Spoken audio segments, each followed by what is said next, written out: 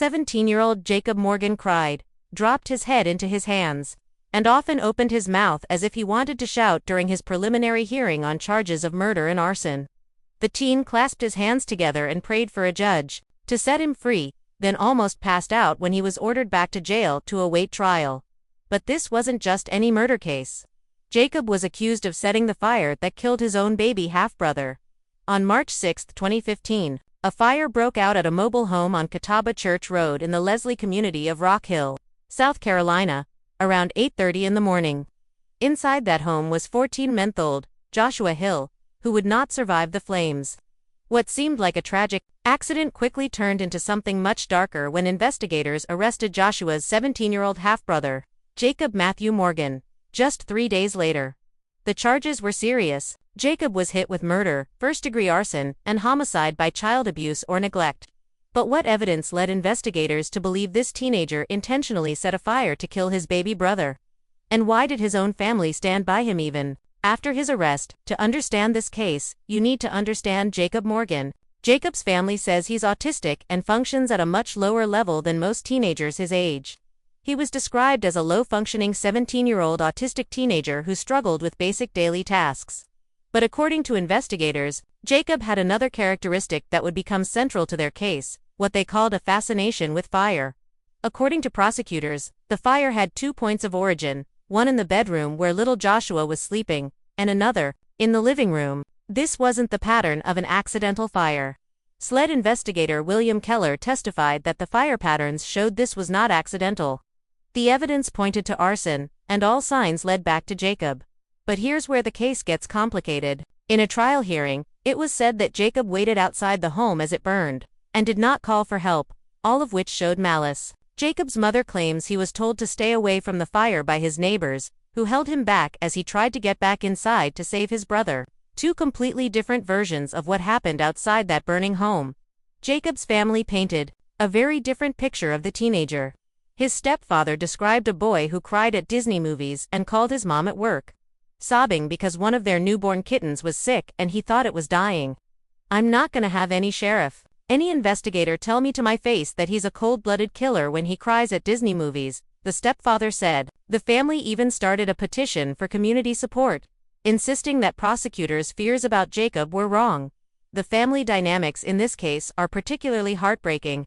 Mike Hill was both Joshua's biological father and Jacob's stepfather. "If I believed for an instant that he could kill his brother, I wouldn't be here. I wouldn't be supporting him. I wouldn't be behind him this entire year. Neither would the rest of the family," Hill said. Imagine being in his position, mourning the death of your 14-month-old son while defending your stepson who's accused of killing him. The courtroom scenes were heart-wrenching to witness. During his preliminary hearing, Jacob's emotions were raw and visible. He cried continuously, dropped his head into his hands, and appeared to struggle with what was happening around him. At one point, he clasped his hands together in prayer, asking the judge to set him free. When the judge ordered him back to jail, Jacob nearly collapsed. But there was more to Jacob's story that came out during the investigation. Court records revealed that Jacob had what investigators called a fascination with fire. This wasn't his first encounter with flames, and this detail became central to the prosecution's case. They argued that 14-month-old Joshua Hill became the victim of his brother's dangerous obsession. If cases like this leave you questioning everything about justice and family secrets, hit that subscribe button. We dive deep into the psychology behind the accusations that shock us all. The morning of March 6, 2015, started like any other Friday for the Hill family. Jacob was apparently alone in the home with baby Joshua when the fire started around 8:30 a.m. What happened in those crucial moments before the flames took hold would become the center of a murder investigation that would tear this family apart. Emergency. Responders arrived to find the mobile home engulfed in flames. Little Joshua was trapped inside and couldn't be saved. The scene was devastating. A 14-month-old baby who had barely begun to experience life was gone. But within hours, what looked like a tragic accident started to look like something much more sinister.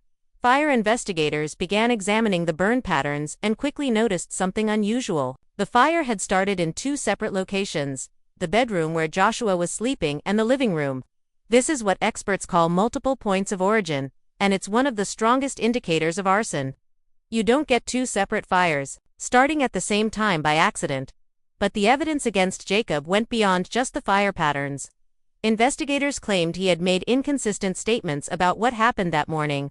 Barraclough argued the only evidence the state has are statements from Morgan, recollections he calls inconsistent. These inconsistencies, combined with the physical evidence, led to Jacob's arrest 3 days after the fire. The case took an unexpected turn while Jacob was in jail waiting for trial. Another teen inmate attacked Jacob in jail, and Miller is now facing an additional charge for assault and battery. No word on what sparked the alleged assault. This attack raised questions about Jacob's safety and whether his autism made him a target in the jail environment. Meanwhile, his family never wavered in their support. Morgan's mother and stepfather, Julie and Mike Hill, say he is not capable of murder. Mike Hall, who is Joshua's father, said if he thought for 1 second that Jacob killed Joshua on purpose, he would not defend him. The family and their lawyer say police had to find someone to blame for this terrible tragedy. The psychological aspects of this case are particularly complex. Jacob was diagnosed with autism and functioned at a much lower level than typical teenagers his age. Autism can affect how someone processes information, communicates, and responds to stressful situations. It can also make it difficult for individuals to understand the consequences of their actions or to express themselves clearly when questioned by police. But prosecutors argued that Jacob's condition didn't excuse his actions. They painted a picture of a teenager with a dangerous fascination with fire who had finally crossed a line he couldn't come back from. The fact that there were 2 separate points of origin suggested planning and deliberation, not the impulsive act of someone who didn't understand what they were doing. The defense, led by public defender B.J. Barraclough, had a different theory. Public defenders have not yet studied any evidence in the case, said B.J. Barraclough, deputy public defender. The loss of life, particularly the loss of life of a child, is a huge tragedy, Barraclough said Tuesday. The case has taken its toll on local fire and police officials who investigated it. The case took an unexpected turn in 2016, when Jacob decided to take a plea deal rather than face trial. Morgan pleaded guilty to involuntary manslaughter instead of murder, and an unlawful conduct towards a child charge, rather than homicide by child abuse. The teenager also entered an Alford plea, maintaining his innocence, for third-degree arson rather than first-degree arson. An Alford plea is particularly significant because it allows a defendant to maintain their innocence while acknowledging that the prosecution has enough evidence to likely secure a conviction at trial. After consulting with his public defender, Morgan opted to enter the Alford plea, admitting the state had enough evidence to convict him. "We have always believed in his innocence, because we know our son. We know the evidence against him looks horrible," said Morgan's mother, Julie, in court. This statement from Jacob's mother Julie reveals the impossible position this family was in. They believed in his innocence, but could see that the evidence looked damning. The Alford plea allowed Jacob to avoid a potential life sentence while still maintaining he didn't intentionally kill his brother. During his sentencing hearing, an emotional Jacob told the judge something that still haunts those who heard it. "To kill him would be killing a piece of myself." He insisted he loved his brother and wished he could have saved him. The teenager received 15 years in the Department of Corrections, followed by 5 years of probation. "I will never get over losing my little boy," said Mike Hill, father of Joshua and stepfather to Morgan. "I will never get over my other son being accused of the loss of our little boy." These words capture the double tragedy this family faced. Losing one son to death and another to prison. The sentencing was emotional for everyone involved. Morgan's family feels like they're losing another son. "We're as sad as we can be. The pain will never go away, but hopefully it will lessen in time," Mike Hill said. Morgan will be on 5 years of probation after his release, but could be sent back to jail for 15 years if he violates any conditions of his release. The case divided the Rock Hill community in ways that few criminal cases do. Some saw Jacob as a disturbed teenager whose fascination with fire led to an unthinkable tragedy. Others viewed him as a victim himself, a boy with developmental issues who became the scapegoat for a terrible accident. Law enforcement officials, however, remained convinced of their case. York County Sheriff Bruce Bryant called the intentional killing of the helpless toddler truly terrible and one of the worst acts he'd seen in his 43 years in law enforcement. What makes this case particularly troubling is how it highlights the intersection of developmental disabilities and the criminal justice system. A first-degree arson charge carries a mandatory minimum sentence of 30 years in jail. If Jacob had been convicted on the original charges, he would have faced decades in prison for actions that his family insists he wasn't capable of fully understanding. The autism factor adds another layer of complexity to an already difficult case. People with autism often have trouble with social communication, may not understand the consequences of their actions in the same way neurotypical individuals do, and can be easily overwhelmed in stressful situations like police questioning. These factors don't excuse criminal behavior, but they do raise questions about how the justice system should handle cases involving individuals with developmental disabilities. The fire happened on a Friday morning when Jacob was apparently alone in the home with baby Joshua. By the following Monday, investigators had enough evidence to arrest the teenager. The speed of the arrest suggests they found compelling physical evidence at the scene. Though many of those details weren't made public during the preliminary hearings, Jacob's case raises difficult questions about juvenile justice, mental health, and how we determine criminal responsibility. Here was a 17-year-old with significant developmental challenges being charged as an adult for one of the most serious crimes possible. The fact that he took a plea deal means we never got to hear all the evidence at trial, leaving many questions unanswered about what really happened that morning in March 2015. The community support petition his family created claimed that prosecutors' fears about Jacob were misplaced, but the physical evidence of multiple fire origins was hard to explain away. The case shows how complex these situations can become when family members are involved and when mental health and developmental issues intersect with the criminal justice system. One of the most heartbreaking aspects of this case is how it destroyed a family that was already dealing with the complexities of a blended household. Mike Hill had to bury his biological son while defending his stepson. Julie Hill had to mourn the loss of one child while fighting to save another from a life in prison. The surviving family members were left to pick up the pieces of lives that would never be the same. The case also raises questions about how fire investigations are conducted and interpreted. While multiple points of origin are strong indicators of arson, critics of fire investigation science have pointed out that burn patterns can sometimes be misinterpreted. Without being able to hear all the evidence that would have been presented at trial, it's difficult to know how strong the physical evidence actually was against Jacob.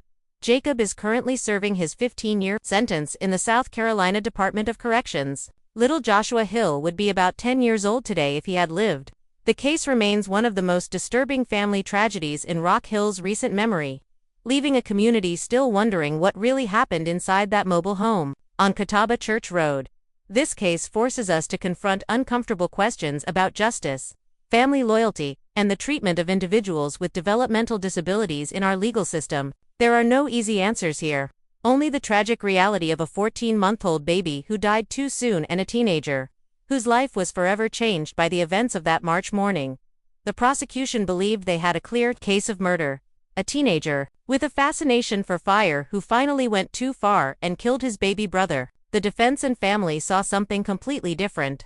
A vulnerable young man with autism who became the scapegoat for a terrible accident that nobody could have prevented. In the end, the Alford plea allowed Jacob to avoid the harshest possible sentence while still maintaining his innocence. But it also meant that the full truth of what happened that morning may never be known. The physical evidence pointed to arson, but the human evidence, the testimony of family members who knew Jacob best, pointed to a young man incapable of such calculated violence. This is the kind of case that stays with you because there are no clear answers. Only heartbreak all around. A baby lost his life. A teenager lost his freedom, and a family was destroyed forever. Sometimes the justice system gives us closure, but sometimes it just gives us more questions. The lasting impact of this case extends beyond just the Hill family. It serves as a reminder of how quickly tragedy can strike and how the aftermath can be even more devastating than the original event. It also highlights the challenges our justice system faces when dealing with defendants who have developmental disabilities. Thanks for watching, Accused. If this case got you thinking about the complexities of family crimes, juvenile justice, and how we handle defendants with developmental disabilities, make sure you're subscribed and hit that notification bell. We've got more cases coming that will challenge everything you think you know about guilt, innocence, and the price of tragedy. Next week, we're diving into another case that will leave you questioning everything you thought you knew about family loyalty and the lengths people will go to protect the ones they love. Until next time, stay curious about the truth.